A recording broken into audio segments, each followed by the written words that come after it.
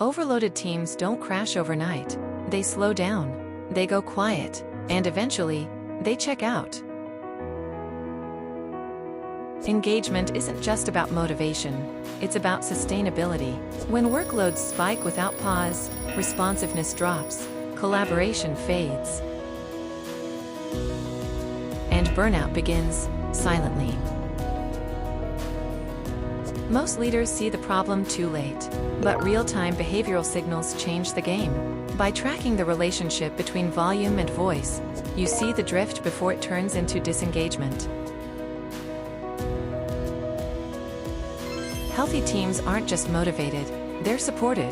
Balanced workloads lead to sustainable effort, better collaboration, and performance that lasts. Balance isn't a perk, it's the engine of long-term performance, and the smartest leaders track it before it's gone.